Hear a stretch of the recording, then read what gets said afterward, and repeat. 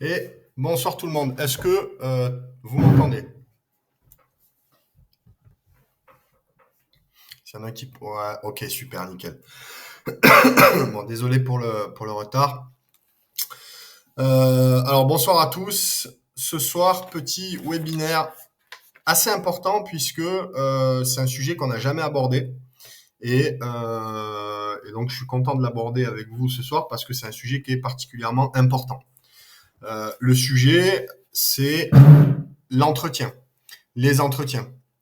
Alors, déjà, à quel moment, parmi vos différents objectifs, vous allez retrouver des entretiens? Alors, dans beaucoup de situations, finalement, je vais essayer d'en élaborer quelques-unes, enfin d'en évoquer, pardon, quelques-unes.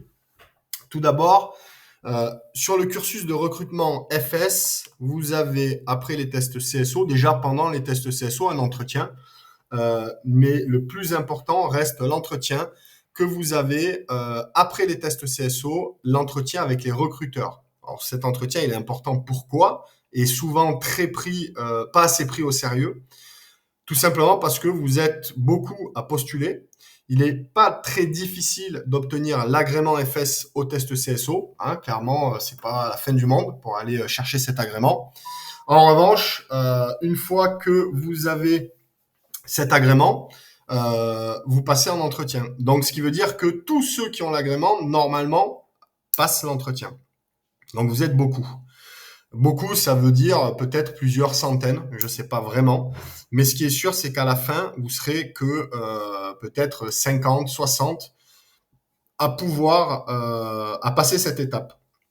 Ce qui veut dire que cette étape, elle est très sélective, qu'il y a une vraie sélection et que, il me semble, assez important d'arriver préparé parce que si on se prépare pendant un an et demi physiquement en se disant mon but c'est ça et qu'on arrive aux entretiens et qu'on se fait bouler aux entretiens, ben, ça fait un peu mal quand même. Hein.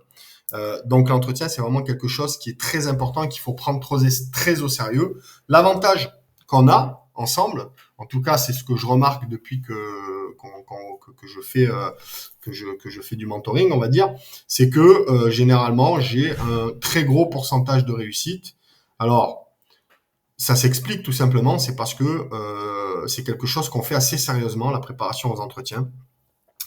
Et avant de vous expliquer comment on le fait, on va continuer sur où est-ce qu'on rencontre des entretiens. Donc là, on a parlé pendant les sélections, mais aussi on rencontre des entretiens pour ceux qui postulent en interne ou qui se disent je vais postuler, je suis militaire, je veux intégrer une unité spécialisée, une unité DFS ou autre, et je postule en interne, les entretiens, c'est quelque chose qui domine. Lorsque vous allez passer vos tests, vous allez avoir des entretiens, des entretiens, des entretiens. Lorsque vous êtes en formation, c'est aussi une période où on va avoir des entretiens. Pendant la PMPFS, par exemple, vous avez aussi des entretiens. Donc, en fait, les entretiens, on en a tout le temps. Et les entretiens, ils sont importants. D'une, parce que, comme je vous ai dit, c'est très sélectif, mais surtout parce que les les recruteurs ou les personnes qui vont passer avec vous, vous faire passer un entretien, eh bien, il faut savoir que parfois, elles ne vous voient pas elles ne vous connaissent pas. Et le seul moment où elles vont pouvoir se faire une idée de qui vous êtes, eh bien, ça va durer 20 minutes, ça va durer un quart d'heure, ça va durer une demi-heure, trois quarts d'heure, ça dépend. Et ça va être à ce moment-là. Donc, c'est vraiment à ce moment-là qu'il va falloir séduire, hein, c'est comme ça que je dis, il va falloir séduire la personne qui est en face de vous. Et croyez-moi, c'est pas si facile que ça. Souvent, ce qui se passe, c'est que les personnes, se disent, OK, bon, ben, il y a un entretien, moi je suis motivé, donc on y va, et puis on verra bien comment ça se passe, ça va bien se passer. Et moi, quand on travaille ensemble l'entretien, quand je vous pose une question, parfois une question qui est toute simple, et on y viendra après, mais on peut déjà rapidement, je peux déjà vous donner un exemple, que je vous dis, OK, ben, quelles sont vos qualités, vos défauts? Des fois, ou d'autres questions, il y a souvent des blancs, on réfléchit, on sait pas trop, ah ben je pense que, et déjà ça c'est pas bon. C'est-à-dire que déjà on se rend compte que c'est pas préparé et c'est pas fluide. Et lorsque vous passez un entretien, votre discours, vous devez être à l'aise. on doit être à l'aise, on doit avoir réponse à pratiquement toutes les questions qu'on peut nous poser. On doit avoir beaucoup d'éléments de langage et il faut pas qu'il y ait des blancs, il faut pas qu'il y ait des bugs, il faut pas qu'il y ait tout ça. Il faut pas non plus aborder des choses parce que je me dis il faut que je dise quelque chose, je sais pas quoi dire et on part dans tous les sens. En fait, voilà, on va voir plein de choses et on va dire plein de choses et ça peut rapidement être compliqué. Oui, Maxence, normalement il est enregistré donc il n'y a pas de souci. Maintenant, quel type d'entretien on peut rencontrer? Alors, quand je dis quel type d'entretien, je vais sortir du cadre les entretiens de sélection, etc. Quand je dis quel type d'entretien, ça veut dire de quelle façon un entretien peut se dérouler. Alors, il y a trois façons dont l'entretien peut se dérouler. Tout d'abord, l'entretien peut être formel, c'est-à-dire que vous passez un entretien, ça reste assez classique. La personne qui est devant vous, elle est, euh, elle est à l'aise, elle vous met à l'aise sans plus, mais voilà, c'est quelque chose qu'on rencontre assez régulièrement, et donc c'est un échange plutôt où il n'y a pas forcément de pression. S'il y a une pression, c'est vous qui vous la mettez, mais on vous la met pas particulièrement.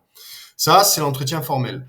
Vous pouvez aussi retrouver un entretien, on dira difficile. Quand je dis difficile, ça veut dire que, eh bien, soit tout l'entretien va être compliqué parce que on va un peu vous mettre la pression, on va chercher un peu à vous déstabiliser.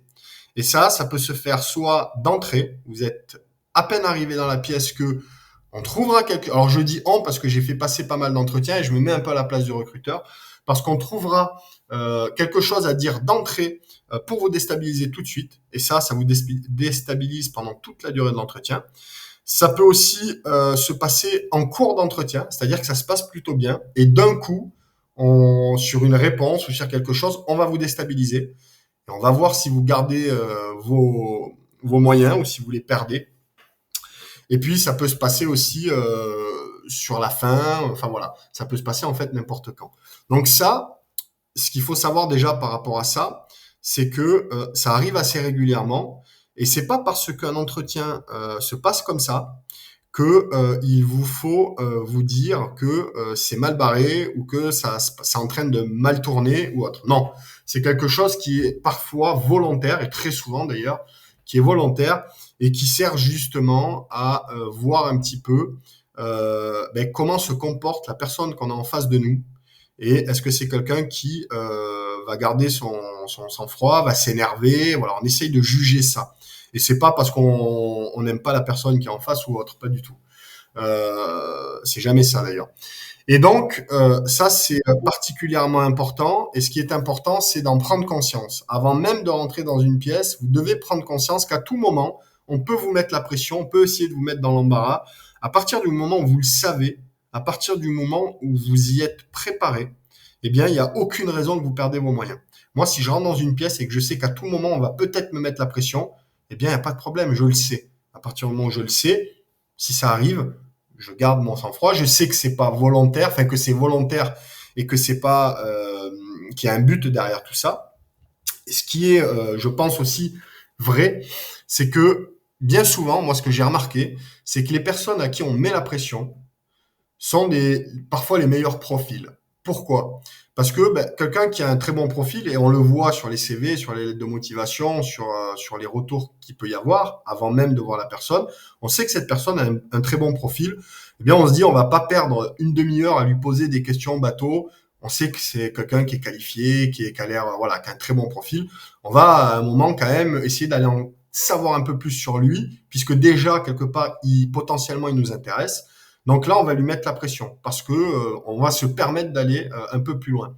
Donc, on peut voir aussi la pseudo-agression comme quelque chose de positif. Hein. Ça peut vouloir dire aussi, attention, si on s'en prend à moi, si on essaye de me déstabiliser, c'est peut-être parce que j'ai un bon profil et ne pas croire que c'est parce que j'ai un mauvais profil ou autre. Donc ça, c'est important, j'insiste dessus parce que il faut en prendre conscience et quand on en prend conscience, eh bien, ça se passe bien. Il y a une troisième situation qui est l'opposé de tout ça. Cette troisième situation, c'est l'entretien. Alors, généralement, c'est pas dans la phase recrutement CSO ou de recrutement, enfin recruteur sur la phase CSO. Ça peut être plus être quand vous voulez intégrer une unité un peu spécialisée. Alors là, je déborde. Hein, ça peut être vous êtes convoqué à la BRI, au RAID, au GI, dans les services spéciaux pour un entretien, pour quelque chose. Et généralement, il se peut, ça arrive souvent. En tout cas, nous on procédait comme ça, que l'entretien se passe vraiment très cool. Alors quand je dis très cool, c'est on vous reçoit pas dans un bureau, on vous dit pas allez-y, asseyez-vous, machin. On vous reçoit dans une salle café. Il y a la télé, il y a le canapé, le café. Des fois, il y a plusieurs personnes. C'est très détendu, ça va et vient. Et là, on vous dit, bah vas-y, installe-toi. On vous tutoie. C'est très cool. Et on commence à discuter avec vous et on vous met vraiment à l'aise. Donc là, attention. Attention parce que le piège s'inverse. Qu'est-ce que ça veut dire? Ça veut dire que si vous dites c'est génial, les mecs sont super cool et vous êtes très très cool aussi. Quand je dis très cool, je vais exagérer un petit peu, mais ça peut être voilà, j'exagère, mais presque on met les pieds sur la table, on tutoie les personnes qui nous ont reçus, on se lâche quoi. On est vraiment trop trop cool. Et ça, c'est pas bon. Vous allez sortir de là en vous disant, ouais, c'était super, les mecs étaient super sympas. À aucun moment, ils m'ont mis la pression, c'était très cool. Et vous êtes complètement relâché. Mais il faut vous dire que c'est pas bon parce que faut pas oublier une chose, c'est que vous êtes quand même là pour un entretien de recrutement et que vous êtes pas, c'est pas la fête quoi. Donc il faut toujours garder malgré tout des distances. Il faut toujours garder malgré tout un certain recul et ne pas se mettre trop à l'aise. Pourquoi? Parce que bah, mettez-vous à la place de la personne qui veut vous recruter. Vous arrivez, on vous connaît pas, on vous met à l'aise certes, mais vous commencez à prendre trop vos aises et c'est un peu la fête. Et là, ben forcément, on va dire, bah lui non, parce que il est pas encore chez nous, que il est déjà un peu trop à l'aise. Si demain on le prend, ce gars-là, dans 3 mois, il va nous expliquer comment il faut faire le job. Il nous connaît pas, il est déjà comme ça. Qu'est-ce que ça va être quand vraiment il sera intégré, hein? Donc ça, c'est quelque chose aussi qu'il faut prendre en compte. Un entretien, ça reste sérieux. On y va, on se prépare et on garde un certain recul, quoi qu'il en soit. On doit mettre le curseur là aussi au bon endroit, que ce soit difficile, que ce soit formel ou que ce soit très cool. On garde ces distances. Comment nous, via le mentoring, on va préparer ensemble l'entretien? Alors, c'est très simple, le format est pas très compliqué, puisque la première chose, c'est on analyse déjà quel type d'entretien vous allez faire et dans quel milieu, dans quel domaine, c'est important. À partir de là, moi, je vous envoie une fiche avec quelques indications. Dans cette fiche, qu'est-ce que vous allez retrouver comme indication? Vous allez déjà avoir des conseils. Les conseils, ça va être, admettons, prenons un exemple, vous intégrez une unité FS. Voilà, un exemple assez peut-être qui sera dominant parmi les différents élèves. Unité FS, eh bien, première chose, je vais vous demander déjà, je vais vous conseiller, puisque moi, je ne fais aucune réponse à votre place, je suis juste là pour vous conseiller, vous guider. Je vais vous demander de connaître l'unité dans laquelle vous voulez aller au maximum. De connaître quoi? Ça peut être l'historique de l'unité, l'organigramme. L'organigramme, si c'est une unité du ministère des Armées, ben c'est important de connaître l'organigramme du ministère des Armées. La composition du régiment, hein, combien il y a de compagnies ou d'escadrons, quels sont ces escadrons, quelle est leur spécialité, quelle est la devise du régiment, est-ce qu'il y a un parrain ou une marraine au régiment, voilà, des dates importantes du régiment, l'historique, voilà, toutes ces choses-là. C'est important. Forcément, vous doutez bien qu'on ne peut pas aller à un entretien pour postuler quelque part si on ne maîtrise pas l'unité où on veut aller. C'est déjà la première source d'échec, mais quelque part, j'ai envie de dire, c'est facile et c'est pas très compliqué pour passer à côté, quoi. On passe pas à côté de ça, quoi. Ça, c'est le premier conseil. La deuxième chose sur laquelle vous devez travailler, ça va être l'actualité. L'actualité, c'est important parce que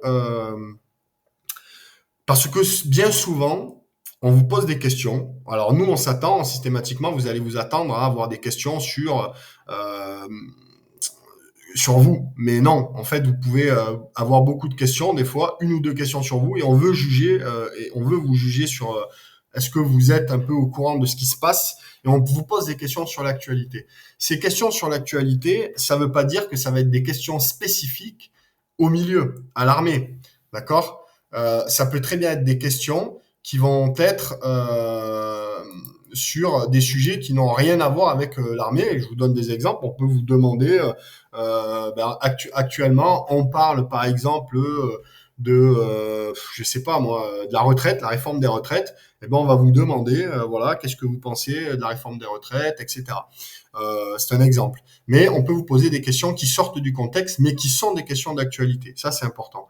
Il faut être au courant de ce qui se passe. La deuxième chose, ça peut être des questions qui sont pas forcément d'actualité, mais qui sont en lien avec ce métier-là.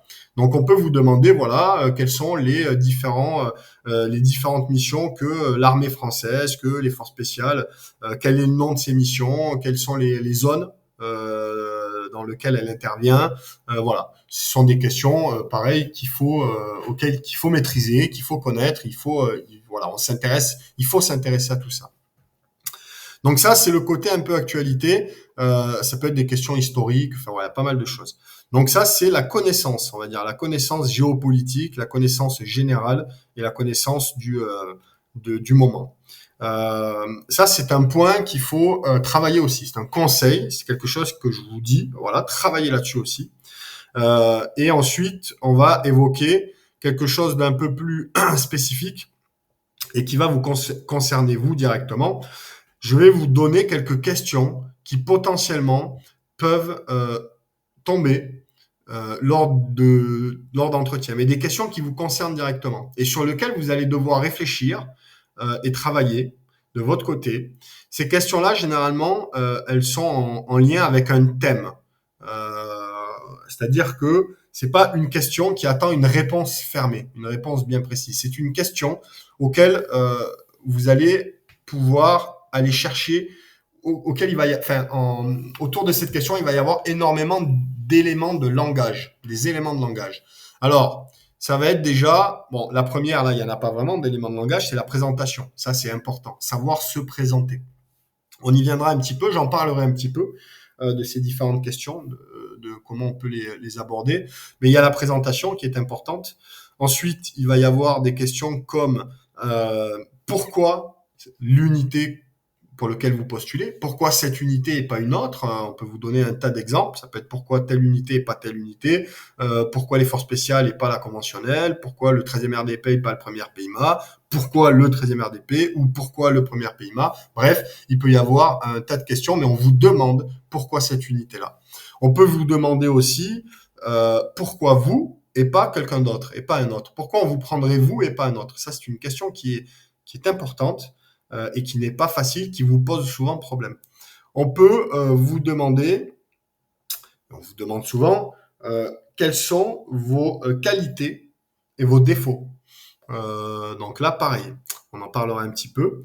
On peut vous demander ensuite des questions un peu plus spécifiques. Vous voulez quand même faire un métier où la cohésion domine, où l'esprit d'équipe domine, où l'autonomie, enfin toutes ces choses-là dominent. On peut vous demander quelles sont les qualités d'un opérateur, les qualités des personnes qui sont dans le milieu dans lequel vous voulez aller. On peut vous demander qu'est-ce que ça représente pour vous l'esprit de groupe, l'esprit d'équipe. Voilà. Donc vous voyez que dans beaucoup de ces questions, ce sont des thèmes, des thématiques comme la cohésion, l'équipe, l'esprit de groupe. Tout ça, c'est une thématique. Donc il y a énormément de choses à dire là-dessus qui sont importantes. Les qualités d'un opérateur, voilà, ça c'est une thématique. Quand on parle de qualité, il y a plein de qualités, lesquelles sont bonnes, lesquelles sont pas bonnes, voilà. Pour maîtriser déjà tout ça, il y a quelque chose qui est essentiel avant toute chose, c'est vous souhaitez aller quelque part, vous devez connaître le profil qui est recherché, ou en tout cas, si vous ne le connaissez pas enfin on va dire précisément, vous devez euh, vous devez imaginer quel est le bon profil pour aller dans cette unité-là, pour aller dans ce milieu-là. Et ça, c'est important parce que en fait, c'est ce qui va un petit peu, c'est ce qu'on va rechercher, ce que le recruteur va rechercher à détecter chez vous. C'est voilà le profil de type de personne qui nous intéresse. Maintenant, quel est le profil de la personne que j'ai en face de moi? Je vais lui poser des questions, je vais essayer de déterminer un petit peu son profil, de voir si lui est en phase avec le profil qu'on recherche. Donc ça, c'est important à vous déjà d'anticiper ça et d'essayer de vous dire, OK, quel est le profil qui est recherché et quelles sont les qualités pour faire ce métier, quels sont les défauts, et vous poser plein de questions. En fait, toutes les questions que j'ai évoquées là, ce sont des questions qui naturellement vous devez vous poser et vous devez essayer d'y répondre. Donc ça, c'est quelque chose dans la fiche que je vous donne que vous devez travailler, sur lequel vous allez travailler, vous allez y réfléchir. Ça peut prendre plusieurs semaines, hein, on s'y prend toujours bien à l'avance. Et c'est ce travail-là qui est important. Réfléchir à pourquoi vous et pas un autre, vos qualités, vos défauts, quels sont vos loisirs, enfin voilà, toutes ces questions-là. Et après, il peut y en avoir encore beaucoup. Donc ça, ce sont des questions sur lesquelles vous allez réfléchir et vous allez travailler. C'est déjà une première chose, c'est déjà un premier travail qui est important. Parce que beaucoup ne le font pas, beaucoup ne font pas l'effort d'essayer de se dire quelles sont les questions qu'on pourrait me poser et qu'est-ce que je pourrais répondre à ça. Ou alors quand on le fait mal, puisqu'on se dit voilà la question qu'on pourrait poser, voilà la réponse que je vais apporter. Non, c'est pas la réponse que je vais apporter. Si vous pensez et vous vous préparez comme ça, vous allez vous conditionner pour répondre à une question bien précise. Et il y a peu de chances qu'une question bien précise tombe. Bien souvent, c'est une question qui est en lien avec le sujet qu'on aborde, avec la question auquel vous avez travaillé, mais qui n'est pas forcément cette question-là, qui est une autre question. Donc, il ne vous faut pas avoir une réponse préparée, il vous faut avoir des éléments de langage. Vous devez être en mesure de piocher dans plein de choses qui vont vous servir à créer une réponse. Et c'est beaucoup plus facile d'avoir des thèmes dans sa tête, des éléments de langage pour chaque thème. Et ensuite, pour aller plus loin, et c'est le but de ce travail-là aussi, puisque quand on va s'appeler, on va travailler, comme je vous ai dit, sur ces questions ensemble. Je vais vous demander, voilà, est-ce que tu peux te présenter? Vous allez vous présenter et je vais vous dire, voilà, dans la présentation, ça oui, ça non, c'est trop long, c'est trop court, t'en dis pas assez, t'en dis trop. Je vous donne mon avis sur ce sujet-là. Euh, et dans les questions qui sont plus thématiques, comme qu'est-ce que ça représente pour vous l'esprit d'équipe, pourquoi vous et pas un autre, etc., sont des questions qui sont assez larges finalement. Et bien là, vous allez me donner des éléments de langage. Moi, je vais vous donner mon avis. Je vais vous dire, OK, ça, moi, je valide. Je suis complètement d'accord avec ça. Je pense que c'est juste. Si je pense que vous êtes à côté de la plaque, je vous dirai, ben, moi, je pense que, attention, je pense que c'est pas forcément, t'es pas dans le match. Je vous donnerai quelques éléments de langage. Mais quoi qu'il en soit, ce sont des choses qui doivent vous représenter. Ça, c'est très important. Et ce qui est important, c'est parmi tous les éléments de langage que vous allez trouver, il va falloir les classer. C'est-à-dire que sur une question, je vais avoir 4, 5 éléments de langage, donc 4 choses que je peux évoquer pour répondre à cette question. Et ce qui est important, c'est de déterminer quelles sont de la plus importante à la moins importante parmi ces éléments de langage-là. Pourquoi? Parce que ce qui arrive bien souvent, c'est que c'est à peu près clair pour vous. Vous avez 4, 5 éléments de langage. OK, si on pose cette question, ben moi, je vais évoquer ça, ça, ça et ça, parce que tout ça, c'est important. Et ça s'arrête là. On vous pose la question, vous répondez, et vous commencez par donner un élément de langage, sauf qu'on vous coupe la parole, ça peut aller très vite, ça, on ne le maîtrise pas. Et on passe à une autre question. Et c'est la même chose, et ainsi de suite. Donc, qu'est-ce qui se passe? Eh bien, tout simplement, à la fin de votre entretien, quand vous allez sortir, vous allez être déçu et vous allez vous dire, j'ai foiré mon entretien parce qu'en fait, on m'a posé des questions, mais on m'a pas laissé répondre, j'ai pas eu le temps de mettre en avant le plus important. J'ai dit des choses qui me semblaient justes, mais pour moi, j'ai pas dit tout ce que je voulais dire. Le but, c'est pas de dire tout ce qu'on veut dire. Le but, c'est de mettre en avant le plus important. Donc, pour éviter que ça arrive, ça, dans tout le travail qu'on fait, parmi les différents éléments de langage par rapport à une thématique ou une question, on va les classer. On va se dire, OK, ça, cet élément de langage-là, cette chose-là, c'est très important. C'est vraiment ce que vous devez absolument dire si on vous pose la question en priorité. C'est le plus important. Ça, c'est ce que vous allez juger être le plus important. Et à partir du moment où vous les classez comme ça, eh bien, quand on vous pose une question, vous allez récupérer dans tous ces éléments de langage, vous allez commencer à répondre en donnant en premier ce qui vous paraît le plus important, ce qui pour vous est le plus important. Ensuite, vous avez ce que vous avez classé en second, en troisième, etc. Toujours le plus important en premier. Ce qui fait que si on vous coupe la parole et que vous fonctionnez comme ça à chaque fois, eh bien, c'est pas grave parce que vous aurez pu mettre en avant des choses importantes et on va dire ce qui est vraiment prioritaire, ce qui met en avant ce profil et là vous allez pouvoir séduire malgré le fait qu'on vous aura posé que quelques questions et que sur ces quelques questions, on vous aura pas laissé répondre très longtemps. Il faut vous imaginer arriver à un entretien, donc là c'est de la visualisation, vous arrivez à un entretien, vous avez tout préparé, on a bien bossé, vous avez travaillé, etc. Vous arrivez à un entretien, on vous pose une question, vous répondez, on vous coupe la parole. Vous avez répondu, vous n'avez pas mis en avant le plus important. On vous pose une deuxième question et c'est la même chose, et une troisième question, une quatrième question, et c'est la même chose. Vous sortez, vous êtes déçu, vous dites ok, j'ai pas mis en avant ce que je veux dire, donc j'ai pas montré qui j'étais vraiment et ce que je pensais vraiment. Pourtant je le sais. C'est pas que je le sais pas, je le sais, mais on m'a pas laissé le dire.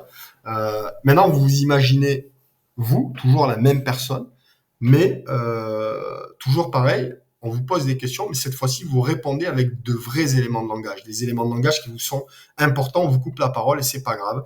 On vous pose une autre question, vous mettez le plus important.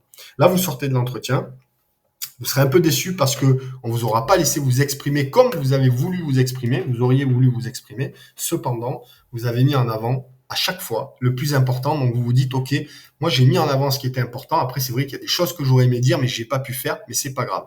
Donc là, on a quand même deux situations de deux personnes qui sont préparées, quand même, attention, préparées, mais une qui a joué le truc et qui a été au top, une qui a malheureusement pas pu mettre en avant les choses, les dominantes, mais malgré tout, on a répondu, même si c'est pas ce qu'on aurait voulu vraiment mettre en avant.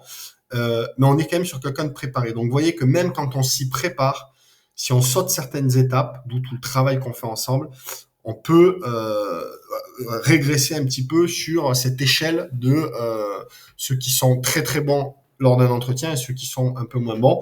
Bien entendu, j'évoque même pas toutes les personnes, et c'est peut-être 80% des jeunes qui se pointent à un entretien sans l'avoir du tout préparé, qui eux, ben en fait, il n'y a pas d'histoire de bons éléments de langage ou mauvais éléments de langage. Bien souvent, il y a des blancs, on répond à côté, on sait pas trop quoi dire, on est là, et là, c'est catastrophique.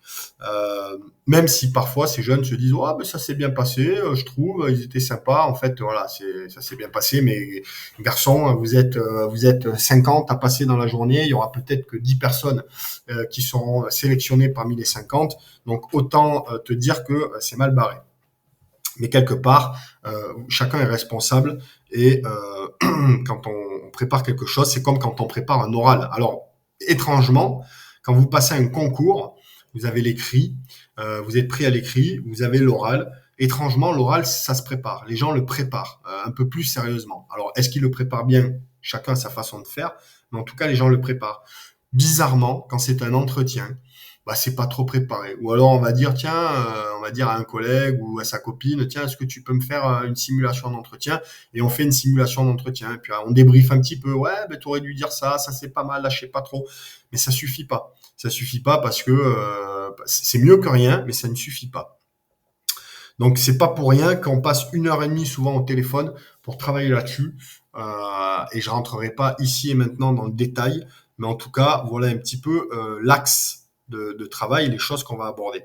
Je vais quand même rentrer un petit peu sur le détail de certaines questions pour vous donner des exemples de ce que moi je peux vous apporter et pourquoi je vous dis ça, etc. Je vais simplement parler, par exemple, je vais évoquer deux questions.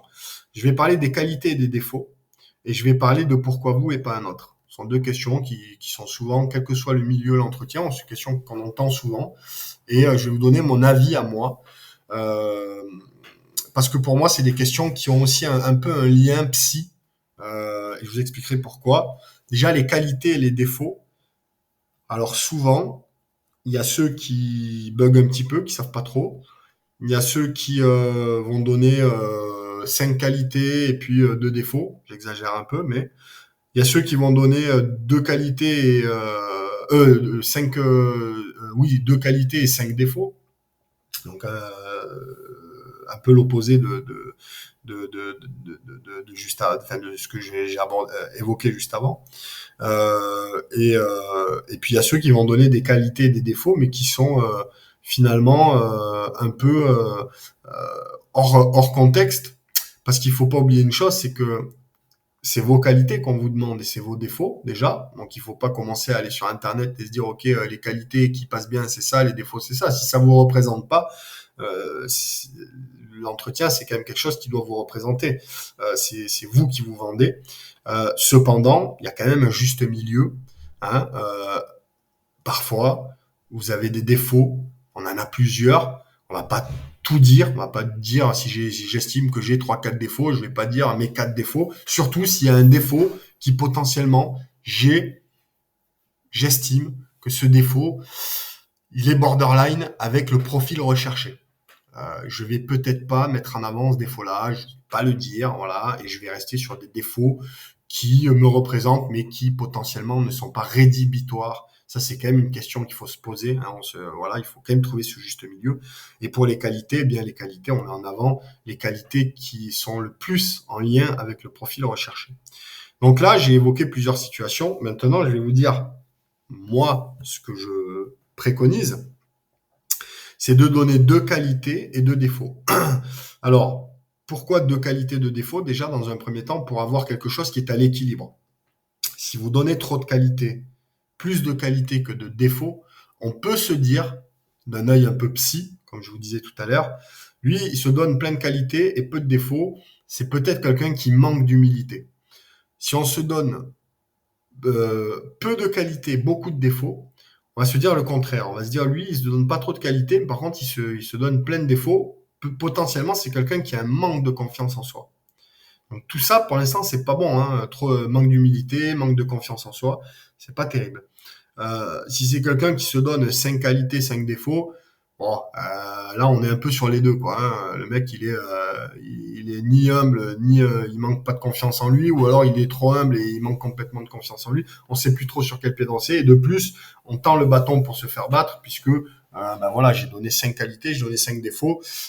Ça peut être vite compliqué, ça peut durer longtemps. On peut me poser plein de questions par rapport à mes défauts, notamment mes qualités, de les justifier, etc. Et ça peut vite être compliqué. C'est un peu se mettre automatiquement, se jeter un peu dans l'arène et on évite. Donc deux qualités, deux défauts. Ensuite, sur ces qualités, ces défauts, il y a quelque chose qui est important sur les défauts. Moi, je dis toujours, les gars, quand vous donnez un défaut, on ne donne jamais un défaut, on le pose jamais texto. C'est-à-dire que si je veux dire, par exemple, je suis perfectionniste ou je suis, on va dire, discret. Voilà, on estime qu'on a un défaut, que c'est le fait d'être discret. Eh bien, je ne dirais pas texto comme ça, je suis discret. Mais je dirais plutôt, voilà, j'ai tendance à être parfois un peu trop discret en fonction des différentes situations. Voilà, là, j'ai amené les choses différemment. Il faut imaginer quelqu'un qui vous pose un défaut texto. En gros, ça veut dire, moi, je suis comme ça, et c'est comme ça et pas autrement. Ça ne changera pas. C'est un peu, voilà, moi, c'est comme ça et pas autrement. C'est pas terrible. Alors qu'en revanche, si je dis, voilà, j'ai parfois tendance à être un peu comme ci ou comme ça veut dire, en gros, voilà, c'est un défaut, mais c'est pas forcément tout le temps. Et potentiellement, j'essaye de travailler dessus pour que ce défaut s'efface d'une certaine façon. Donc voilà, déjà sur une question, qualité-défaut, tout ce qu'on peut dire, et ça fait quand même pas mal de choses. Et on n'y pense pas forcément, mais ok, deux qualités, deux défauts, pourquoi deux qualités, pourquoi deux défauts, pourquoi les défauts, je dois les amener de cette façon-là. Et dernière chose que je dirais sur cette question-là, c'est que je vous conseille toujours d'avoir une troisième qualité en tête qu'on ne va pas évoquer, mais qu'on garde quelque part dans sa tête, et un troisième défaut. Si jamais on vous dit ah oui bon mais moi je considère que ça c'est pas vraiment un défaut, est-ce que tu peux me donner peut-être un autre défaut? Ben voilà, vous n'êtes pas bloqué, vous en avez un autre. Voilà. Donc vous voyez déjà sur une petite question toute basique sur lequel si on se prépare pas on peut bloquer ou on peut dire n'importe quoi. Enfin, il peut y avoir plein d'issues pas terribles. Eh bien, vous voyez que sur cette simple question, il y a quand même pas mal de choses à dire et il y a pas mal de choses à dire sur toutes les questions. Bien sûr, on va pas. Le but de ce webinaire, c'est pas de parler de toutes les questions et de vous dire voilà les gars, il faut faire attention, il faut dire non. Ça, c'est un travail qu'on fait ensemble. On évoque, on échange là-dessus, mais voilà. Sur la deuxième question qui pose souvent un problème, pourquoi vous et pas un autre, ça c'est une question qui pose beaucoup de problèmes parce que souvent on se dit bah c'est compliqué. Oui, c'est une question compliquée. C'est une question compliquée. Pourquoi? Parce qu'on peut avoir l'impression de, de ne pas être humble en répondant à cette question. Parce que quand on vous dit pourquoi vous et pas un autre, tout de suite, si on regarde la question comme ça, on se dit il va falloir que je mette en avant des qualités que j'ai. Mais finalement, tous ceux qui sont présents, tous ceux qui sont là, normalement, on a tous des qualités, on a tous des défauts. Donc, c'est compliqué. Il faut pas la voir comme ça, cette question. Si vous avez des qualités très spécifiques, par exemple, vous parlez une langue rare, par exemple, je sais pas, vous avez quelque chose comme ça qui est un peu spécifique au métier que vous voulez faire.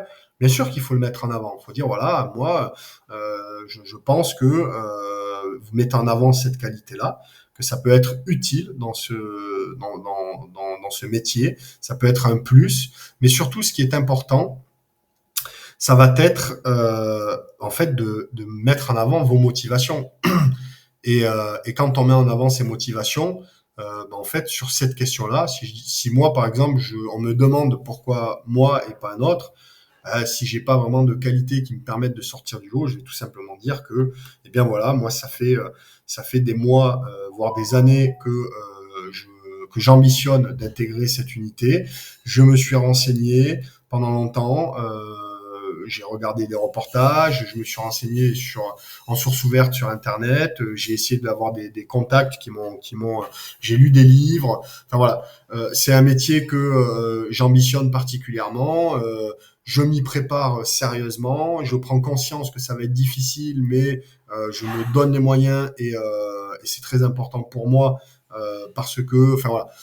Là, je suis en train de mettre en avant des motivations et de dire en quelques mots que moi je me suis pas réveillé il y a une semaine, j'ai pas vu un réel sur Instagram et je me suis dit waouh ça claque, je veux faire ce métier-là et je me retrouve 3 mois après à l'entretien et on me demande mes motivations, bah ouais je trouve ça génial, c'est super, c'est non, on voit quand même qu'on a quelqu'un en face de nous qui a l'air posé, qui prend conscience de ce qu'il veut faire, de ce qu'est le métier, qui s'est renseigné dessus, qui est conscient que ça va être compliqué.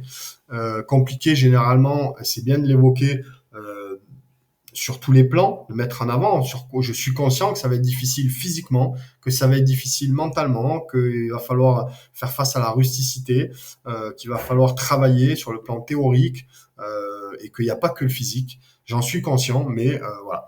Ça, c'est important aussi de montrer que vous êtes conscient de tout ça. Parce que vous avez beaucoup de jeunes mais c'est pas le cas pour vous forcément, puisqu'on travaille un peu sur toutes ces choses-là. Mais il y en a beaucoup qui pensent que ce métier-là, c'est physique. Il faut être fort physiquement, et si je suis fort physiquement, voilà. Et ça, je dois le mettre en avant. Ouais, c'est 40% pour moi. Hein. Donc il y a quand même 60% de choses à évoquer et à mettre en avant si on veut aller au bout et réussir. Donc ça, c'était 2 questions que pour vous donner un exemple. Hein, sur lequel on peut travailler. Et puis, il y a une question très basique qui sort systématiquement, c'est se présenter. Alors, celle-là, on va en parler aussi parce que se présenter lors d'un entretien, c'est la base. Et quand on se présente, souvent, quand moi, je vous demande de vous présenter, alors, il y en a qui oublient beaucoup de choses et il y en a qui vont partir. C'est soit l'un, soit l'autre, hein, très souvent. Hein. Alors, il y en a qui sont nickel, hein, mais souvent, c'est soit j'oublie de dire plein de choses, soit je pars dans tous les sens et ça dure 10 minutes. Si moi je ne dis rien, je laisse parler, eh bien voilà, moi je suis comme ça, je vis là, j'ai fait ci, j'ai fait ça, et puis sinon, je pense que... et en fait, on s'embarque dans plein de trucs, et finalement, on répond à des questions qu'on ne nous a pas posées. C'est pas le but. La personne qui est en face de vous, parfois ils sont sympas, ils vous disent présentez-vous, vous avez 30 secondes. Donc là, c'est gentil. Parce que le fait de vous dire vous avez 30 secondes, c'est pour éviter que vous partez dans tous les sens, parce que les mecs sont fatigués, ils enchaînent les entretiens, et quand on a 5 mecs qui commencent à raconter leur vie alors qu'on leur a rien demandé encore, on leur a juste demandé de se présenter, ça peut être fatigant. Donc c'est sympa, on vous dit vous avez 30 secondes, et quand on vous le dit pas, de toute façon, généralement, c'est le temps qu'il faut pour se présenter. Il faut pas moins ni plus. Quand on se présente, c'est important. En fait, il faut imaginer que la personne a un CV, mais qu'elle ne peut pas le lire. C'est vous qui allez lui lire la partie qu'on retrouve sur le CV en haut. Ça veut dire quoi? Ça veut dire que vous allez donner votre nom, votre prénom, d'où vous venez, votre âge, euh, votre niveau scolaire. Qu'est-ce que vous allez dire d'autre? Nom, prénom, l'âge, le niveau scolaire, votre situation personnelle. Est-ce que vous êtes célibataire? Est-ce que vous êtes pacsé, marié? Depuis combien de temps? C'est important. Depuis 1 an, depuis 6 ans, enfin peu importe. Votre niveau scolaire, ce que vous faites actuellement. Donc actuellement, voilà, j'ai un bac+2 et depuis 1 an, je travaille, voilà, dans tel domaine, etc. Et si je dis pas de bêtises, c'est à peu près tout. Mais au moins, je sais en face de moi qui j'ai, d'où il vient, quel âge il a, quel niveau scolaire il a et qu'est-ce qu'il fait actuellement. Voilà, ça me suffit. En tant que recruteur, c'est ce que j'ai envie, ce que j'ai besoin d'entendre. Ni plus, ni moins. J'ai pas besoin de savoir que, enfin, j'en sais rien, mais en tout cas, voilà, ça suffit. À partir de ces questions-là, le recruteur, lui, il va analyser tout ça. Et à partir de cette analyse, vont en découler peut-être d'autres questions. Si vous dites que vous êtes en couple depuis 2 ans, potentiellement, le recruteur, il va peut-être à un moment vous dire, OK, bon, vous êtes en couple depuis 2 ans, qu'est-ce qu'elle en pense, votre copine, du fait que vous voulez faire ce métier-là. Vous savez que vous serez souvent absent, la formation, vous serez jamais là, pratiquement jamais là, vous allez beaucoup partir. Est-ce que, voilà. Donc ça, c'est des questions qu'il faut imaginer, qu'il faut anticiper. Parce que si on vous pose cette question et que vous ne répondez pas correctement, clairement, ça peut être quelque chose qui va vous sortir, ça peut être rédhibitoire. Alors pourquoi je vous dis ça?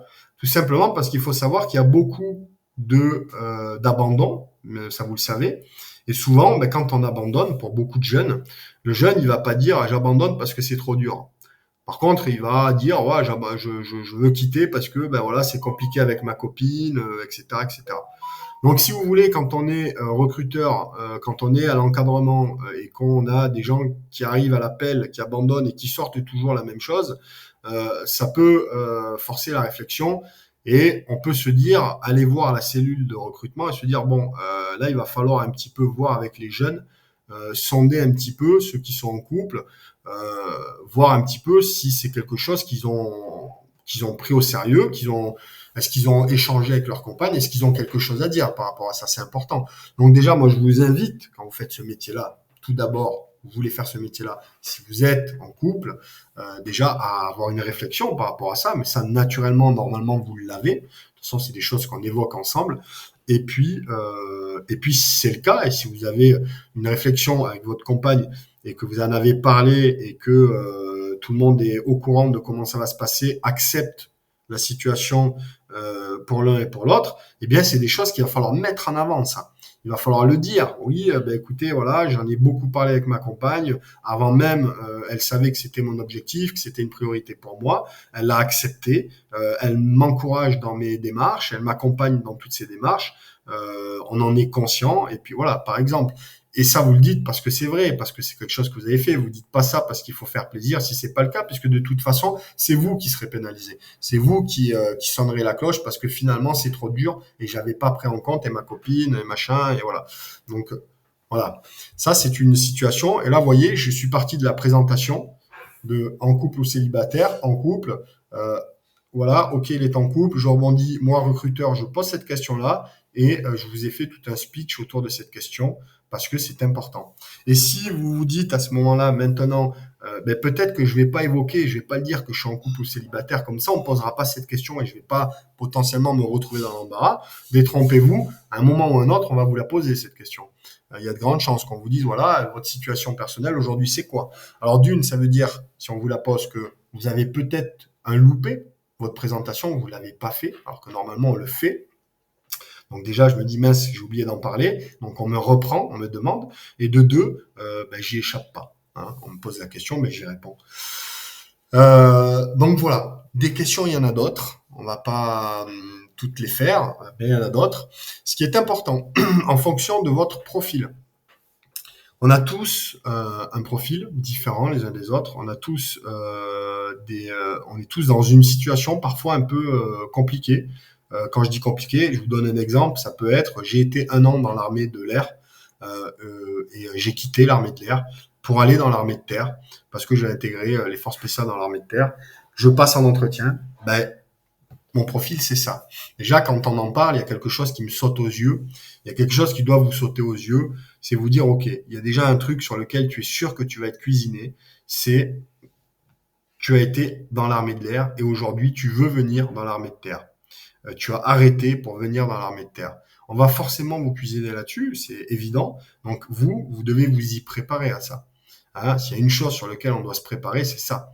Ce qui peut être une faiblesse au départ, pendant cet entretien, doit devenir une force.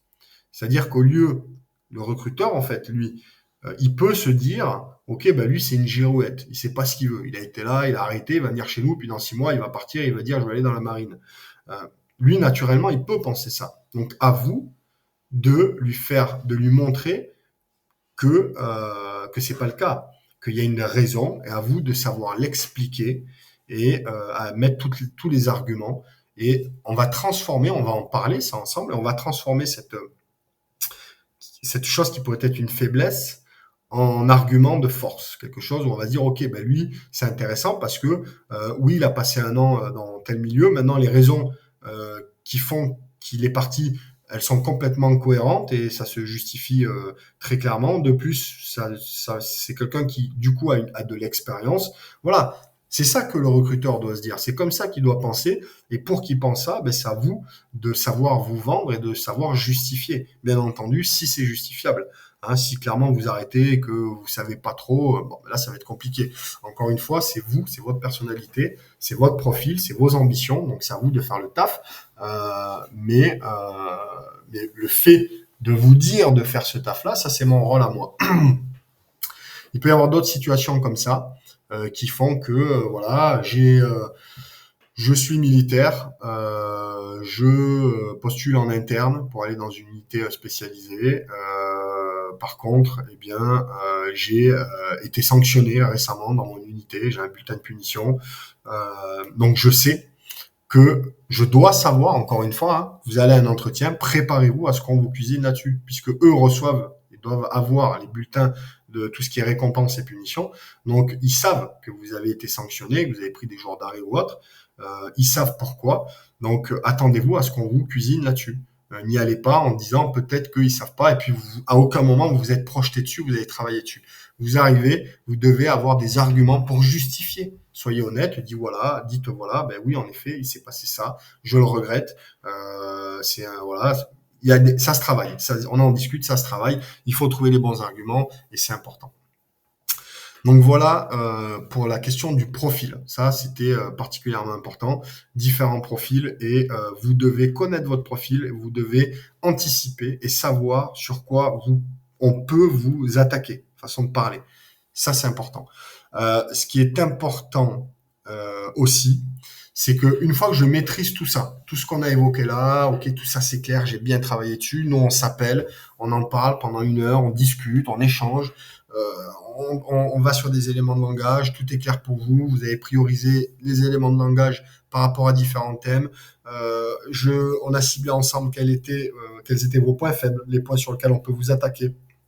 On a réfléchi, vous avez travaillé, vous savez comment transformer ça plutôt en force. Donc vous êtes à l'aise. Maintenant, va venir l'étape suivante qui va être une fois qu'on a fini ce travail-là, un travail que vous allez faire personnellement de votre côté, c'est de la préparation mentale, c'est de la visualisation et c'est de la visualisation tout simplement. Alors, ça veut dire quoi? Ça veut dire que ce qui est important, ça va être régulièrement, alors attention, il ne faut pas passer sa vie à le faire, mais de temps en temps, de se dire, ok, eh bien, pendant 10 minutes, je vais m'isoler, je vais me poser, je vais fermer les yeux et je vais vivre l'entretien. Donc vous devez vivre cet entretien de deux façons différentes. D'une façon positive. Vous imaginez les questions qu'on peut vous poser, vous y répondez, vous avez les éléments de langage, vous vous imaginez en train d'y répondre. Ça, c'est la première chose. La deuxième chose, vous devez faire un travail supplémentaire, c'est vous dire, OK, si on pose cette question-là, euh, en fait, quelles sont les questions qu'on pourrait me poser qui pourraient me mettre dans l'embarras? Et vous allez réfléchir à toutes ces questions qui pourraient vous mettre dans l'embarras et vous allez imaginer qu'on vous les pose. Donc là, on n'est plus sur du positif, puisqu'on est, je dirais presque sur du négatif. On me pose des questions où je suis pas à l'aise, où potentiellement on a touché là où on a appuyé là où c'était compliqué. Euh, Ce travail il est important parce qu'en fait le but c'est pas de se mettre en situation difficile et d'y rester, c'est de se mettre en situation difficile dans un cas non conforme et justement de se dire ok là on m'a posé, j'imagine qu'on me pose cette question, qu'est-ce que je pourrais répondre? Donc imaginez, faites ce travail-là, travaillez dessus, trouvez-vous les réponses aux questions difficiles qu'on pourrait vous poser. Si vous avez besoin qu'on en parle, on en parle. Si vous le gérez tout seul, vous le gérez tout seul.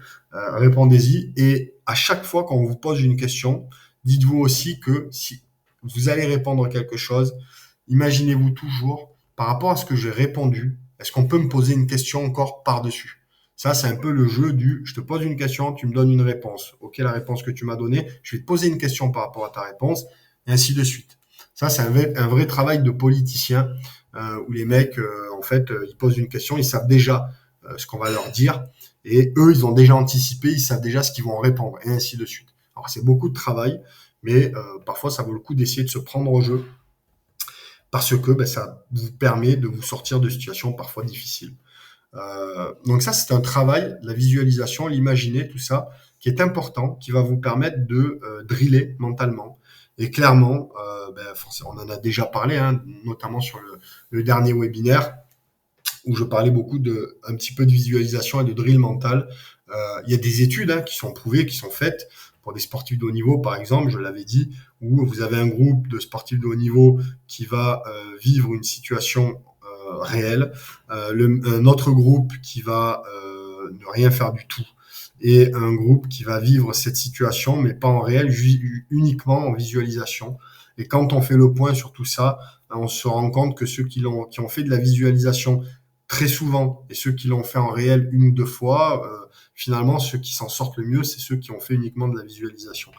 Donc la visualisation mentale, si on la fait régulièrement et qu'on le fait sérieusement, ça a vraiment un intérêt puisque le cerveau, lui, il va vraiment mettre les cases correctement, les choses au bon endroit. Et du coup, c'est ce qui fait que quand vous allez arriver dans un entretien, vous allez être à l'aise. Vous allez avoir des éléments de langage, vous n'aurez pas de stress, vous serez capable de répondre un peu à toutes les questions qu'on vous a données, vous aurez les réponses dans les plus importantes qui seront mises en avant. Et tout ça, vous allez le faire naturellement sans y réfléchir. Parce qu'il suffit qu'on vous déstabilise. Et si vous arrivez quelque part en disant, bon là, il faut que je dise ça, il faut que je réfléchisse, et que vous êtes dans cette optique-là, dès qu'on vous déstabilise, et c'est aussi pour ça qu'on vous déstabilise, dès qu'on vous déstabilise, ben, tout s'écroule. Et là, on redevient en fait comme si on n'avait rien fait. Donc c'est pour ça que c'est important de faire du drill mental et de revivre cet entretien de plein de façons différentes. Donc voilà, ça c'est le gros du travail. Et pour terminer, ce qu'on peut faire, on ne fait pas systématiquement, mais si vous voulez, ça on le fait. Je le fais parfois, ceux qui le demandent, je vous le propose. C'est que ben, juste avant d'aller à l'entretien, on s'appelle un ou deux jours avant, on s'appelle 10 minutes en fait. Très rapidement, ça dure pas longtemps. On s'appelle pas longtemps et ben, qu'est-ce qu'on fait tout simplement? Ben, vous m'appelez et on fait un entretien blanc. C'est-à-dire que contrairement à la première fois où ça a duré peut-être une heure et demie, une heure, et où ben, quand je vous dis OK, ben, tiens, qu'est-ce que tu répondrais à cette question? Et que vous me dites, et que moi je vous dis OK, d'accord, et tu penses que ça, est-ce que tu as pensé à ça, et comment tu vois ci, comment tu vois ça, où on échange, on échange, on échange. Là, il n'y a pas d'échange. C'est-à-dire que on lance un entretien blanc. Allô, ok, c'est parti. Bonjour, est-ce que vous pouvez vous présenter? Très bien. Voilà. Et moi, je pose des questions. Vous y répondez. Si j'ai envie de vous couper, je vous coupe. Si j'ai envie de vous mettre la pression, je vous la mets. On joue l'entretien tout simplement. Donc c'est pas long, ça dure 10 minutes. Je ne vous coupe la parole à aucun moment. Par contre, à l'issue de l'entretien, eh bien là, on va débriefer ensemble et on va voir comment vous vous êtes senti, s'il y a des petites choses à peut-être faire attention, toutes ces petites choses-là. Et croyez-moi, entre la première fois où, où on s'appelle, où on passe sur toutes ces questions, où vous prenez des notes, où vous, voilà, où vous faites votre truc aussi de votre côté, euh, la phase suivante, où vous allez faire du drill mental, relier, etc. Et le jour où je vous fais un entretien en vous posant les questions que j'ai envie de vous poser, où je vous mets en situation, croyez-moi, vous êtes à l'aise. Tout le temps, vous êtes à l'aise. Et quand on va dire, ah, c'était un peu compliqué, c'est parce que c'est du détail, c'est des petites choses. Et croyez-moi, encore une fois, ces petites choses, quand on prend quelqu'un qui n'est pas préparé, ou si vous visualisez la première fois, si on avait, avant de faire quoi que ce soit, si on avait fait un entretien blanc comme ça, croyez-moi, il y a une différence qui est énorme.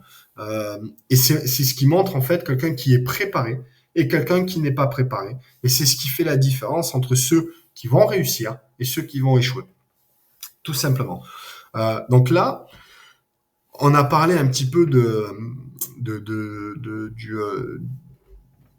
tout ce qu'on va, comment peut se passer l'entretien, quelles sont les questions, comment faut voilà, de l'entretien en règle générale. Maintenant, on va aborder des petites choses qui sont un peu différentes, qui sont pas sur les éléments de langage, ce que vous pouvez dire, pas dire, les choses auxquelles on doit faire attention ou pas, mais le reste. Pourquoi? Parce qu'un entretien, comme je vous ai dit, ça dure pas longtemps et la personne ne vous a potentiellement peut-être jamais vu avant et ne vous verra peut-être jamais après. Euh, Elle va se faire une image de vous à un certain temps. Elle va se faire une image de vous sur plusieurs choses. La première, c'est quand vous allez parler.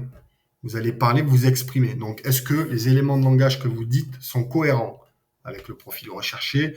Est-ce que vous, vous parlez correctement? Est-ce que vous ne parlez pas en mode SMS ou je ne sais quoi?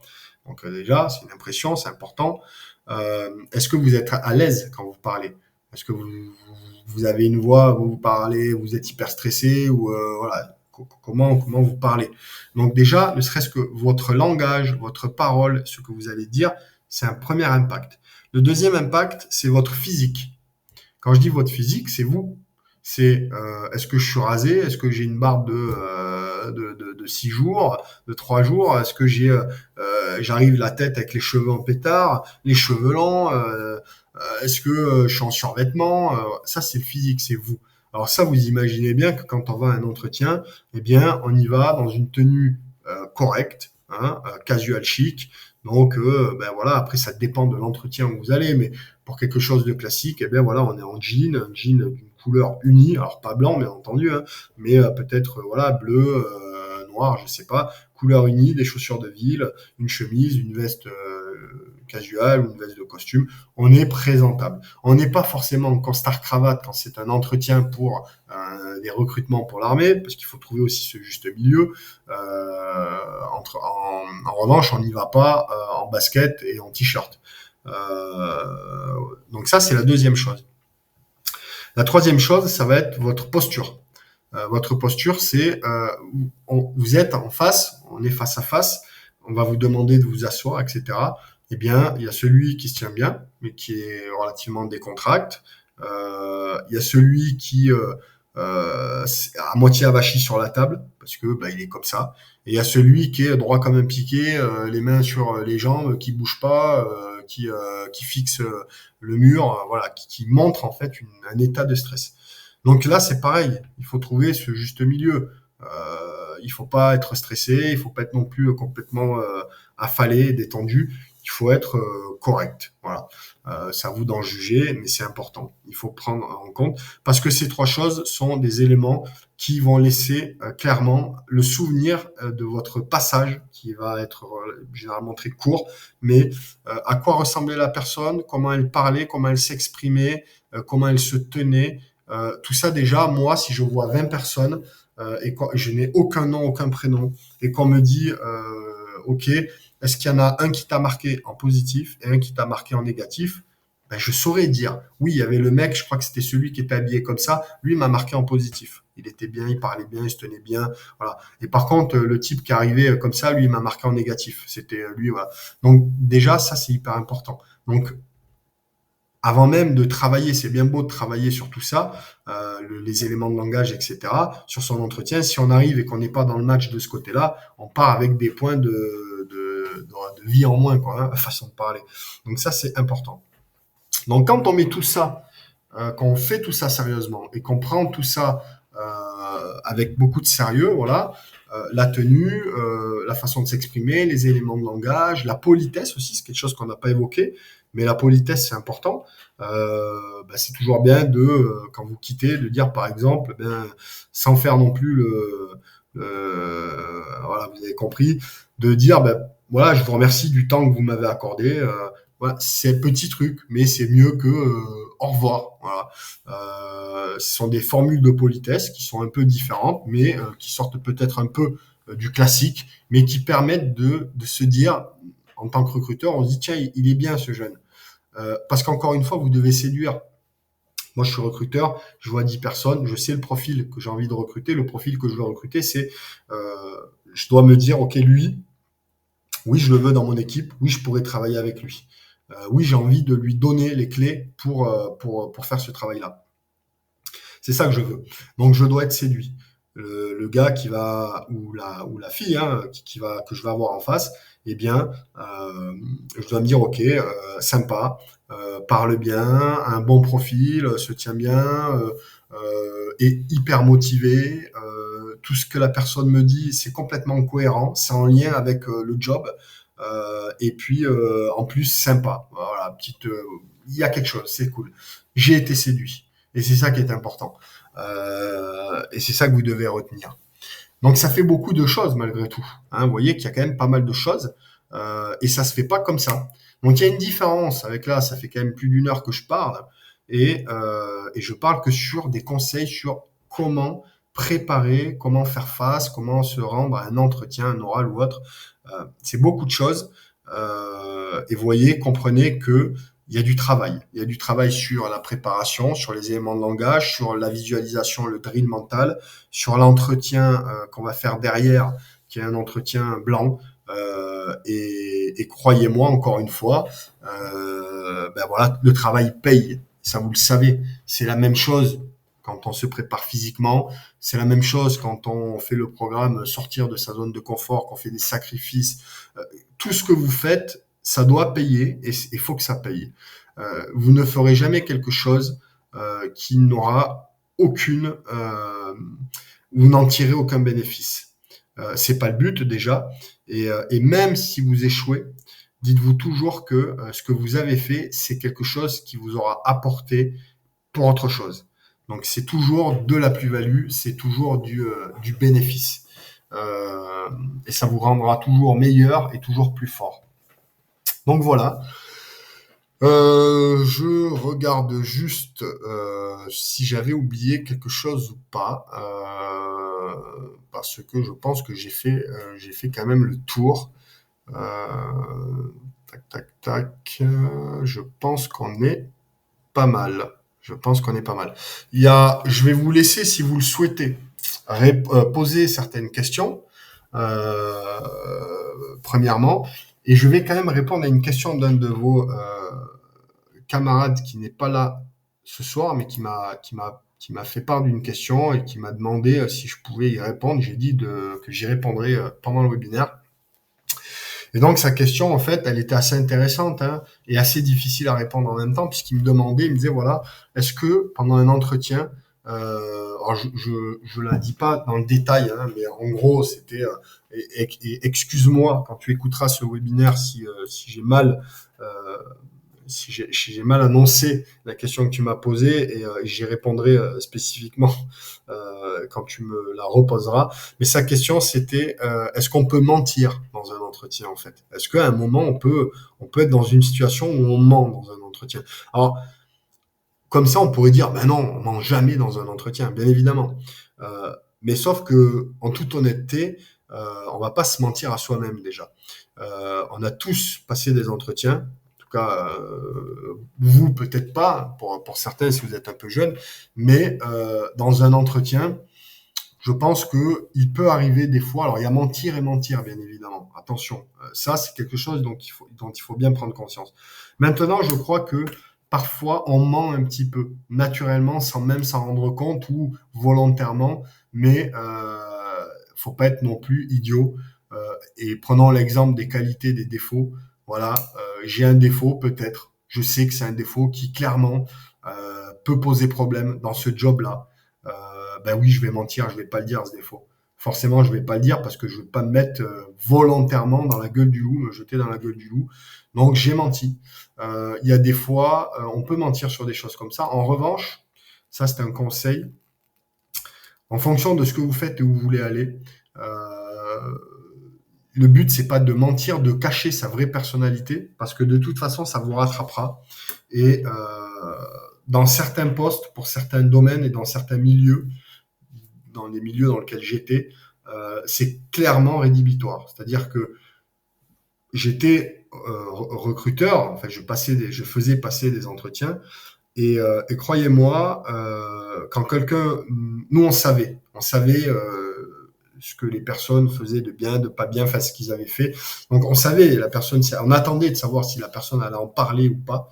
Quand les personnes avaient des problèmes, avaient fait des trucs potentiellement pourraient nous cacher. Soit la personne était très franche avec nous et nous disait voilà, moi j'ai fait ça, voilà.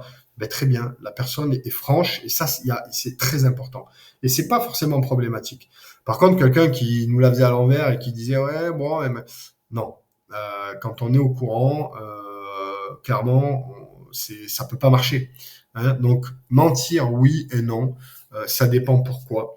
Et puis je pense qu'il faut rester honnête, il faut rester soi-même et il faut pas se mentir à soi-même. On va pas aller dans une direction pour faire un métier si on sait d'avance que on n'a pas le profil pour le faire et qu'on se dit mais je m'en fous, je veux quand même essayer, je veux quand même y aller. Soyez franc et puis peut-être qu'on vous acceptera et que vous changerez. Peut-être qu'on vous acceptera pas, mais tout simplement on vous dira sûrement que vous n'aviez pas forcément le profil et peut-être qu'on vous dira par contre vous n'avez pas le profil pour faire ça, mais potentiellement vous pouvez faire ça. Ça ce sont des choses qui peuvent arriver aussi. Donc voilà pour répondre à cette question un petit peu. Est-ce que alors je sais pas si vous avez des questions parce que j'ai dit beaucoup de choses et il n'y a pas 50 000 questions à poser, je pense, sur ce thème-là. Si vous en avez pas de souci. Si vous en avez, ben écoutez, j'essaie d'y répondre avec grand plaisir.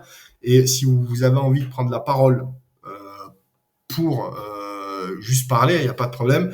Pour évoquer quelque chose, vous pouvez le faire aussi. Hein. Donc là, je vois Geoffrey qui dit par rapport aux questions de société qui peuvent être très politisées. Par exemple, tu m'as mis l'exemple du port du burkini dans le dossier. Quelle est l'attitude à adopter? Donc en effet, c'est une question un exemple que j'ai mis parce que ce sont des situations qui sont arrivées il y a quelques années. Alors on m'a souvent posé cette question-là. Forcément, on vous pose des fois des questions volontairement où il peut y avoir un avis où c'est difficile. Le port du burkini, on peut voir des gens qui vont défendre ça, d'autres qui vont complètement aller à l'encontre. C'est vous, donc c'est votre avis. Maintenant, moi, si j'ai un conseil à vous donner, quelle que soit la question, donnez votre avis à vous, mais ne rentrez jamais dans un extrême. Hein. C'est toujours bien de donner un avis parce que, pardon. Maintenant, ne mentez pas. Si vous êtes plus pour, contre, ben faites-le comprendre. Mais personnellement, ne rentrez jamais dans un extrême. Ne dites jamais, voilà, moi, je suis pour parce que, voilà, vous faites ce que vous voulez. Mais encore une fois, ça rejoint un peu la question du mensonge ou pas. On n'est pas sur du mensonge, mais on arrondit un peu les angles. Il faut savoir que on a tous un avis sur des questions. On a tous le droit d'avoir notre avis, heureusement d'ailleurs. C'est important. Maintenant, la personne qui est en face de nous n'a pas forcément le même avis et malheureusement, il suffit que vous tombez sur une personne qui a l'avis complètement contraire du vôtre. Si vous rentrez dans un extrême et qu'elle est dans l'autre extrême, eh bien, ben voilà, hein, ça fait ça. Hein. Et malheureusement, alors je dis pas, c'est pas légitime, hein, ça se fait pas. Hein, j'ai envie de dire, ça serait pas légitime de sa part de réagir comme ça. Mais pour éviter de tomber dans une problématique, ouais, c'est bon, c'est pas la question du siècle. Évitez, arrondissez un peu les angles et voilà. On peut vous pousser un petit peu, ben, faites attention. Donc voilà le conseil que je peux donner par rapport à ça. Est-ce que vous avez d'autres questions? Alors, encore une question de Geoffrey, mais pas du même Geoffrey. Donc dans la fiche hein, que je vous envoie, tu dis qu'il faut. Alors oui, je mets qu'il faut connaître le nom du chef de corps en fonction des unités. Et là, je rectifie. Donc je ne citerai pas de nom, rien du tout là. En fait, non. Pour les unités FS, vous ne devez pas connaître. Il n'est pas nécessaire de connaître le nom du chef de corps, tout simplement parce que ce n'est pas une information que vous trouverez en source ouverte. Euh, les chefs de corps maintenant ne donnent plus, vous ne verrez plus normalement le nom des chefs de corps quand ils sont en activité. C'est question de sécurité, c'est comme ça. Donc on ne vous posera pas cette question. Donc cette question, euh, elle n'est plus d'actualité aujourd'hui puisqu'on ne vous le demandera pas. Tout simplement. De toute façon, dites-vous bien une chose, c'est que ce que vous n'avez pas en source ouverte, alors quand je dis source ouverte, c'est-à-dire ce sont des choses que l'on trouve sur des sites officiels sur le net, si ça n'y est pas, si ça n'est pas évoqué, c'est que vous n'avez pas à en connaître et on ne vous posera pas des questions sur des choses que vous n'avez pas à en connaître. Donc en l'occurrence, cette question pour faire court, voilà, t'as pas à connaître et pour répondre à ta question sans rien dire, bien sûr, oui, c'est bien ça, c'est bien lui et c'est bien ça, voilà. Est-ce que vous avez d'autres questions? Est-ce que, alors moi j'ai envie de vous poser ouais, une autre question, et sinon j'ai envie, réfléchissez-y pendant que je vais répondre. Est-ce que par rapport à l'entretien, à comment vous voyez la chose, est-ce que ça vous paraît cohérent tout ce que j'ai dit, tout ce que j'ai évoqué? Est-ce que ça vous paraît cohérent, important? Est-ce que c'est des choses que vous, naturellement vous auriez fait, ou est-ce que vous seriez préparé de cette façon-là ou pas? Si certains veulent donner leur avis, vous pouvez. En tout cas, la question qui suit, c'est si on a affaire avec une adjudant-chef pendant l'entretien, son graton sera-t-il jaune ou blanc? Alors, ça dépend pour l'appeler mon adjudant. Voilà. Alors, ça dépend en fait de l'arme d'appartenance. Euh, Normalement, si vous avez, en fonction de l'arme, ce sera soit mon adjudant, soit mon adjudant-chef. Dans la cavalerie, par exemple, l'adjudant-chef, le graton, il est blanc. S'il est jaune, le trait, hein, s'il est jaune, c'est mon adjudant. Voilà, tout simplement. En fait, ça dépend de l'unité. Si c'est un gendarme, par exemple, il a un trait blanc avec le petit liseré. C'est un adjudant-chef et pas un adjudant. Si c'est jaune, c'est un adjudant. Voilà, en fait, ça dépend. Maintenant, vous êtes civil. Si vous appelez la personne qui est en face de vous par son grade, euh, faites-le si vous le maîtrisez, sinon ne le faites pas, on va pas vous en vouloir, vous n'êtes pas encore militaire. Si vous êtes réserviste ou si vous le connaissez, faites-le. Concernant le régiment que tu cites, c'est bien mon adjudant-chef si le graton est blanc, puisque c'est un régiment de cavalerie. Euh, donc voilà. Maintenant, voilà, on vous en voudra pas, en fait. Hein. On vous en voudra pas si vous faites potentiellement une erreur. Voilà, c'est pas, on va pas vous dire, attends, t'as pas honte, tu connais pas les grades. Ben non, tu connais pas les grades puisque t'es là pour, voilà, on peut pas vous en vouloir vraiment. Ça sera différent quelques semaines plus tard, mais à ce stade-là, normalement, ça passe. Voilà. Est-ce que vous avez d'autres questions? Bon, on a l'air pas mal. Ouais, encore une de QSDFS. J'adore le pseudo, pas de problème. Alors, pour avoir déjà passé un entretien intéressant, si vous avez déjà passé des entretiens d'ailleurs, c'est intéressant. Alors, pour avoir déjà passé un entretien, ce webinaire me paraît franchement cohérent. Les points sur lesquels vous nous avez conseillé étaient très pertinents. Mais écoute, merci beaucoup. Et je ne sais pas quel type d'entretien tu as passé. En tout cas, je pense que ce travail-là est intéressant pour un entretien dans notre milieu. Alors quand je dis notre milieu, c'est votre futur milieu, je l'espère, mais aussi pour des entretiens dans le civil. Hein. Dans le civil, voilà, on peut très bien préparer un entretien de cette façon-là, avec des choses à prendre en compte et d'autres moins. Mais ok, d'accord, je confirme, perso, ok, nickel. Donc voilà, donc tout ça c'est important.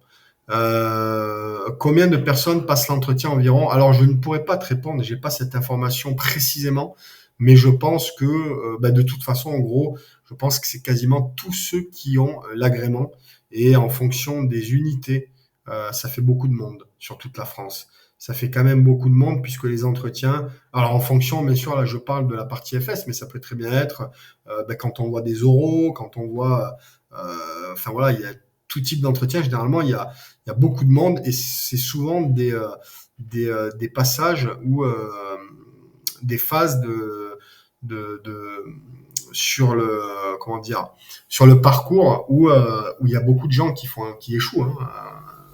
Il y a beaucoup de personnes ne sont pas prises puisque ben voilà, on peut avoir par exemple 300 personnes qui ont l'agrément pour intégrer une unité. Et lors des entretiens, ben, il va y avoir ces 300 personnes qui vont passer sur toute la France. Et par contre, il y aura peut-être 50, 60, 70 places.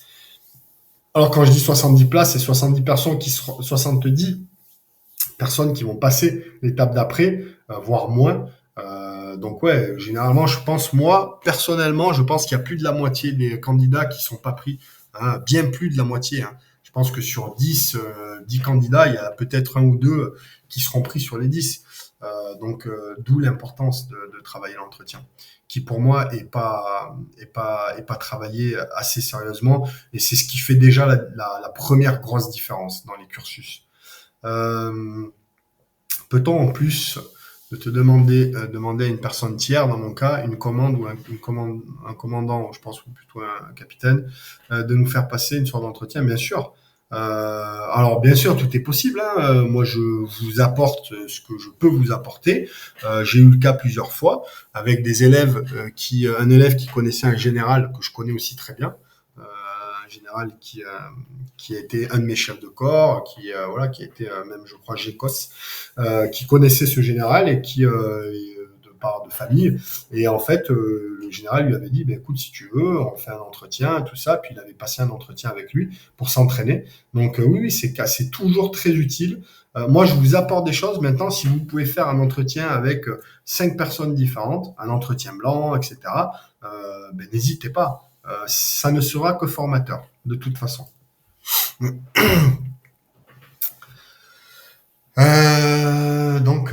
voilà. Écoutez, ouais, concernant les points à travailler que tu as abordés, l'entretien des tests CSO est-il du même niveau ou est-il plus simple? Eh bien, écoute, en règle générale, il est beaucoup plus simple, tout simplement parce qu'il n'a pas quand même le même impact. L'entretien des tests CSO, alors, en règle générale, ça reste quand même un entretien où on va faire le point sur vos tests. Voilà, en gros, déjà, il faut vous dire que la personne qui vous prend en entretien à la fin des tests CSO, il a vos tests physiques. Donc, est-ce que vous avez eu un niveau, vous êtes favorable, pas favorable, est-ce que les tests psychotechniques, l'anglais, tout ça, on voit tout ça, et le recruteur, déjà, il se fait une image. Donc, il va poser des questions. Quelle est l'unité? Ok, vous voulez aller dans telle unité. Qui regarde, ok, le profil, il a des notes en disant, ok, voilà le profil recherché, voilà le profil du jeune homme. Et puis voilà, l'entretien va se dérouler un peu de cette façon-là. C'est plutôt une analyse. On va vous poser des questions aussi, hein, vos motivations, etc. Mais c'est pas, je pense, un entretien où vous allez sortir de là en vous disant, ah, ça s'est mal passé, c'est mort. À partir du moment où vous êtes apte médical, vous avez réussi vos tests physiques, vous avez un bon profil psychologique, psychotechnique, enfin voilà, psychométrique, normalement ça se passe bien. L'entretien est là pour confirmer. Maintenant, je vous cache pas que j'ai eu écho de certains jeunes qui se sont fait cuisiner, et d'ailleurs, je sais pas si un de mes braves camarades est présent ce soir. Et dernièrement, ça lui est arrivé. Alors, je donnerai pas de nom, bien sûr, hein, mais il a eu un entretien où il s'est fait cuisiner pendant 1 heure. Quoi. Le mec s'est fait plaisir. Enfin, ça a été bon. Je ne porterai pas d'avis là-dessus, hein, mais bon, je sais pas pourquoi. Des fois, pourtant, bon, c'est comme ça. Donc oui, tout peut arriver, hein, mais en règle générale, c'est moins compliqué. Je ne sais pas si ça a été évoqué, mais ça dure combien de temps? Ben, ça dépend. J'ai vu des entretiens, j'ai eu des élèves qui avaient des entretiens qui duraient 15 minutes, voire moins, voilà, 15 minutes, et d'autres pour qui ça durait 30 minutes. C'est rarement plus long quand même. Là, je parle des entretiens recruteurs. Après, par contre, les entretiens au CSO, ben, en règle générale, c'est 10-15 minutes et parfois ça peut durer 1 heure en fonction de la personne que vous avez en face de vous. C'est assez rare, mais ça arrive. J'en ai eu très peu, mais j'en ai eu. Donc voilà. Écoutez, je pense que qu'on est pas mal. Euh, on va s'arrêter là. Euh, on aura fait un peu, ouais, quoi que non, un peu moins long que d'habitude, pas forcément. Euh, mais bah, en tout cas, moi, je vous remercie. Avant de se quitter, euh, j'aimerais prochainement que l'on refasse un webinaire qui ne sera pas diffusé, bien sûr, qui restera entre nous. Donc que ceux qui participent pourront, ça sera pas quelque chose en rediffusion. Qu'on refasse un webinaire sur les échanges entre vous, que vous puissiez échanger entre vous, communiquer entre vous, et pas moi qui parle et qui évoque un sujet. Et si possible, j'aimerais que cela porte autour, en priorité, hein, prioritairement autour de deux choses. Un, l'entretien, pour ceux qui ont déjà passé des entretiens, qui sont plutôt en phase d'attente. Donc, s'il y en a, je serais très heureux de vous avoir ce soir-là pour donner un peu vos avis, vos ressentis aux autres. Et deux, pour concernant le programme Sortir de sa zone de confort, ceux qui ont effectué ce programme-là, vous êtes quand même quelques-uns à l'avoir fait, avec des avis super intéressants. Et j'aimerais aussi que vous puissiez en parler individuellement et qu'on recoupe un petit peu les informations des uns et des autres. Donc, c'est les deux sujets que j'aimerais qu'on évoque sur ce webinaire-là, qui seront très utiles pour ceux qui n'ont fait ni l'un ni l'autre et qui seront très utiles en fait pour tout le monde. Et puis après, on abordera bien sûr librement tout ce que vous voulez aborder, mais j'aimerais bien qu'on fasse un webinaire là-dessus. Donc voilà, je vous en parle déjà à l'avance. Et puis voilà. Sur ce, eh bien, je vous souhaite une excellente fin de soirée. N'hésitez pas, ben voilà, quand vous avez des questions. Alors là, je sais que je vais avoir beaucoup de travail parce qu'il y a beaucoup d'entretiens. Les entretiens FS, ça arrive fin novembre, début décembre. Donc, il y a beaucoup d'entretiens à travailler avec beaucoup d'entre vous. Donc là, ça va être beaucoup de boulot. Bref, sur ce, je vous souhaite une bonne soirée. Merci beaucoup pour votre participation. Merci beaucoup euh, pour votre présence, hein, votre présence et votre assiduité à être voilà, tout ce qui va bien. Il y a plein de trucs, je vais pas tous les évoquer encore une fois. Et puis, eh bien à très vite. Et puis, bonne soirée et merci encore. Allez, salut, ciao ciao.